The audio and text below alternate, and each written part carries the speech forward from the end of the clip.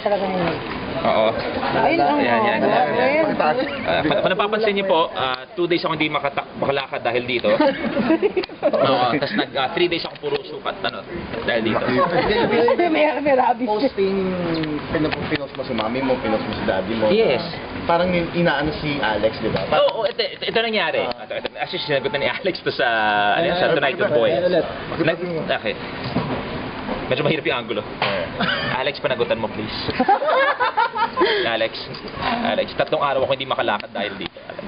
Hindi, yung nangyari, okay, ito na. Diyos ko yung kalmot serye na yan. Nag-workout kami together.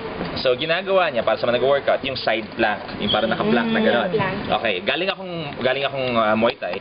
Tinanggal ko yung t-shirt ko, napawis, galing Muay Thai. So, habang nakaganon siya, ang gusto ko sana, isabit sa kamay niya. Gawin ko sa payag, nakaganon siya.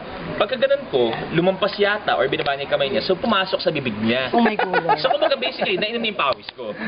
Parang pumasok pa sa bibig niya, yung dito, yung basang-basa. So, sabi niya, kuya! Galit na galit siya. So, hinahabol niya ako sa kilikili niya.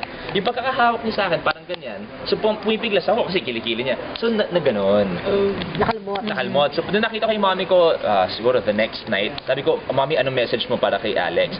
Yun, nanlalambing lang. Hindi ko maintindihan bakit may mga sumiseryoso na tao na binabasta si Alex. Kahit ako sabi sa akin, ang laki-laki ng katawan mo, nag-MMA ka, tapos pero ano ka, nagsusumbok ka sa mami mo. Parang sabi ko, hindi ko ba naiintindihan yung context ng kulitan namin ni Alex? Ang humor namin, pareho kaming OA na humor. Yun ang namin ni Alex, kahit siya nga super OA pa na humor. So parang hindi ko ba naiintindihan na yung kulitan namin. So parang yung dulo nga ng video ni Mommy, I love you.